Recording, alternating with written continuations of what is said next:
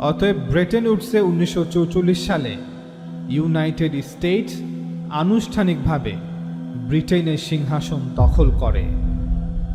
এরপর 1971 এসে dollar standard শুরু হয়, কারণ ইউনাইটেড স্টেটস ক্ষমতা পাওয়ার পর ইচ্ছে মতো ডলার প্রিন্ট করতে থাকে।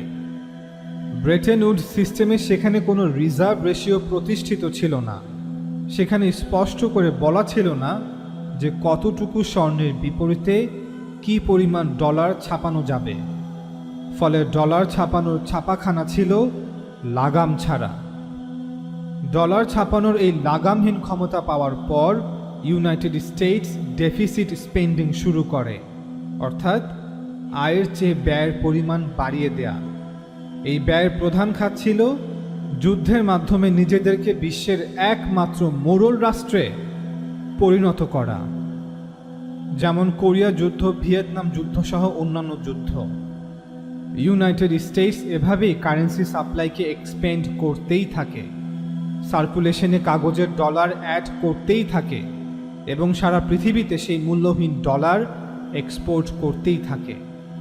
অতঃপর 1960 সালে চার্লস ডি গল, যিনি তৎকালীন ফ্রান্সের প্রেসিডেন্ট ছিলেন, তিনি বুঝতে পারেন যে ইউনাইটেড স্টেটস পাকা মাঠে গোল দিচ্ছে এবং দিনের আলোতে নির্লজ্জভাবে জালিয়াতি করছে। অর্থাৎ এই ডলারগুলো শুধুই কাগজ। আমেরিকার কাছে ডলার সমমূল্যের গোল্ড নেই, যা ডলারকে কনফিডেন্স দিচ্ছে। তিনি ন্যাশনাল অ্যাসেম্বলিতে বলেন, অনেক দেশ এখন এটাকেই নীতি হিসেবে গ্রহণ করে নিয়েছে যে ডলার স্বর্ণের মতোই মান রাখে। আমেরিকা তাদের স্বার্থ রক্ষায় তাদের ব্যালেন্স অফ পেমেন্টসের ব্যবধানকে নিষ্পত্তির জন্য তারা ফেডারেল রিজার্ভকে ব্যবহার করে ডলার ঋণ হিসেবে গ্রহণ করছে বিনামূল্যে, অন্য দেশগুলোর ক্ষতি করে।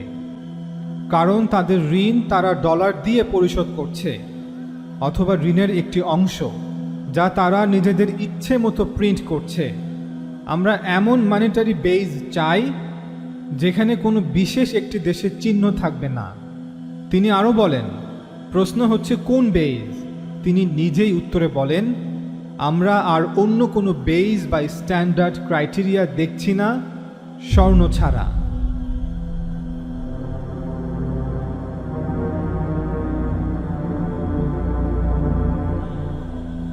Le fait que beaucoup d'États acceptent par principe des dollars au même titre que de l'or pour les règlements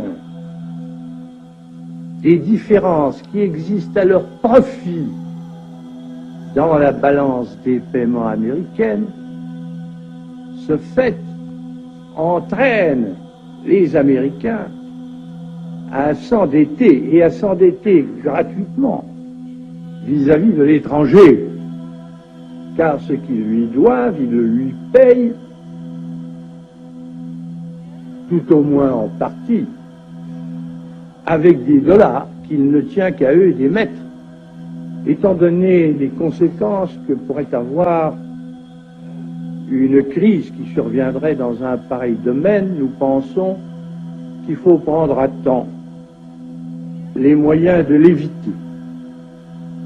Nous estimons nécessaire que les échanges internationaux soient établis, comme c'était le cas avant les grands malheurs du monde, sur une base monétaire indiscutable et qui ne porte la marque d'aucun pays en particulier. Quelle base? En vérité, on ne voit pas qu'il puisse y avoir réellement de critères, d'étalons autres que l'or. এরপর France আমেরিকাকে dollar ফেরত দিয়ে গোল্ডের জন্য দাবি করে। তাদের দেখাদেখি ব্রিটেন, জার্মান ও অন্যান্য কিছু দেশও গোল্ড চাইতে থাকে। সে সময় ইউনাইটেড স্টেটস তার মোট গোল্ড রিজার্ভের প্রায় 50% হারায়, অর্থাৎ 1959 থেকে 1971 পর্যন্ত। এখন ইউনাইটেড স্টেটস বুঝতে পেরেছে যে তাদের খেলা প্রায় শেষের দিকে। অতঃপর নিজেদের চুরি ঢাকতে প্রেসিডেন্ট নিক্সন বাধ্য হয় গোল্ড স্ট্যান্ডার্ড বা স্বর্ণমান বাতিল ঘোষণা করতে। অন্যথায় ইউনাইটেড স্টেটসের কাছে শুধু কাগজের ডলারই পড়ে থাকবে। অতঃপর 1971-এর 15ই আগস্ট সেই কুখ্যাত ঘোষণা আসে, যেখানে প্রেসিডেন্ট নিক্সন বলেন, আমি সেক্রেটারি জন কানালিকে নির্দেশ দিয়েছি যাতে করে তিনি স্বল্পকালীনভাবে ডলার থেকে গোল্ড রূপান্তর প্রক্রিয়া বন্ধ রাখেন, যাতে করে মনিটারি স্ট্যাবিলিটি এবং ইউনাইটেড স্টেটসের স্বার্থ রক্ষা হয়। আমরা খুব শীঘ্রই প্রয়োজনীয় ব্যবস্থা এবং সংশোধন নিয়ে আসব, যাতে করে দ্রুত নতুন ইন্টারন্যাশনাল মনিটারি সিস্টেম তৈরি করা যায়। The strength of a nation's currency is based on the strength of that nation's economy. And the American economy is by far the strongest in the world. Accordingly, I have directed the Secretary of the Treasury to take the action necessary to defend the dollar against the speculators. I have directed Secretary Connally to suspend temporarily the convertibility of the dollar into gold or other reserve assets, except in amounts and conditions determined to be in the interest of monetary stability and in the best interest of the United States. তার সেই ঘোষণাকৃত স্বল্পকালীন সময় বোধহয় এখনও শেষ হয়নি। অর্থাৎ আমরা চুরি করেছি, তবে আমাদের বিচার করা যাবে না। আমরা চোর, তবে আমাদের চোর বলা যাবে না। আমরা কথা দিয়েছি, তবে আমরা তা পালন করতে বাধ্য নই। অতএব এখন থেকে আর কোনো কারেন্সি দিয়ে গোল্ড ক্লেম করা যাবে না, ডলার দিয়েও না। এবং সেই দিন থেকে ডলার সহ পৃথিবীর সকল কারেন্সি ফিয়াট কারেন্সি হয়ে যায়, অর্থাৎ এমন কারেন্সি যার পেছনে শুধুই বাতাস। পুরো বিষয়টি যেন একটি তাসের ঘরের মতো, যে কোনো সময় তা ভেঙে পড়তে পারে। যখন কারেন্সির পেছনে স্বর্ণ ছিল, তখন আপনার কারেন্সির একটি সিকিউরিটি ছিল, কিন্তু এখন স্বর্ণ মোটেও নেই যা আপনাকে নিরাপত্তা দিবে এই কাগজের অর্থের বিপরীতে।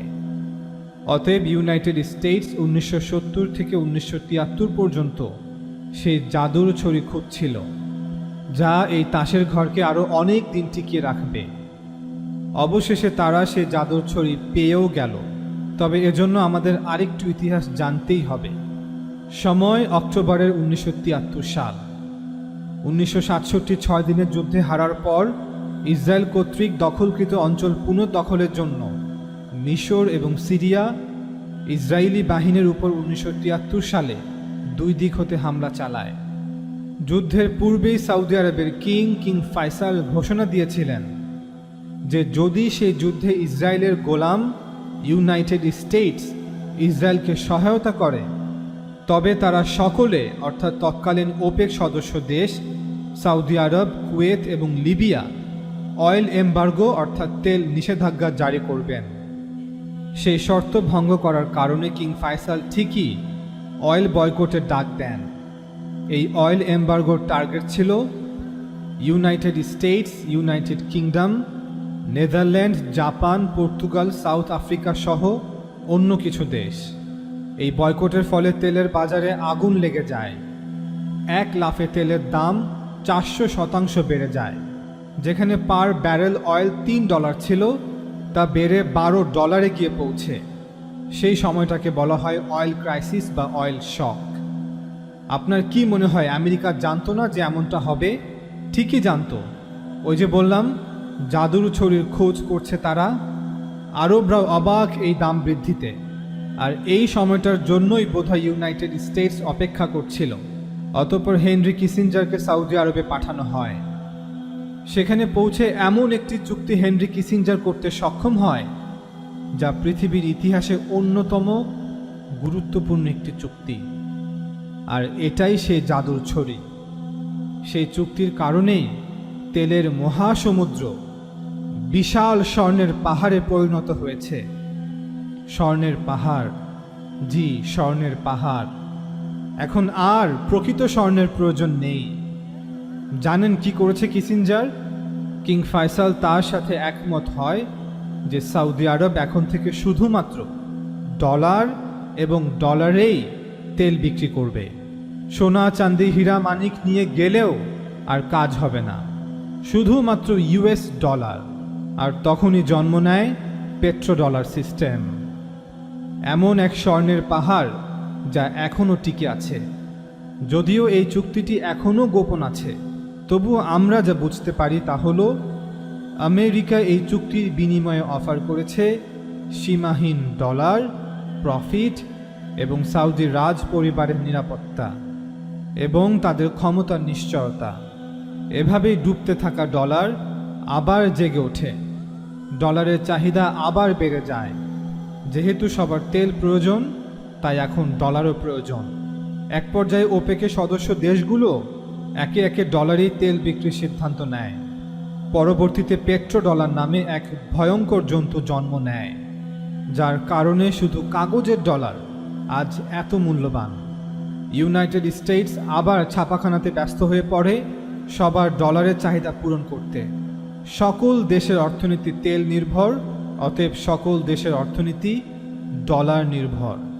আর আমেরিকা তো বসেই আছে কাগজের ডলার ঋণ দেওয়ার জন্য, ওয়ার্ল্ড ব্যাংকের মাধ্যমে, IMF এর মাধ্যমে, তাও আবার সুদে। এর চেয়ে ভালো ধান্দা আর কি হবে? ইউনাইটেড স্টেটস আজ বিশ্ব মোড়ল এই পেট্রো ডলারের তেলেসমাতির কারণেই। 2020 সালে যাদের শুধুমাত্র মিলিটারি বাজেটই ছিল $721 বিলিয়ন, না হলে বিশ্ব মোড়ল টিকে থাকবে কিভাবে? এবং তাদের বর্তমান জাতীয় ঋণের পরিমাণ $21 ট্রিলিয়ন। তবে এই বিশাল বেলুন একদিন ব্লাস্ট হবেই।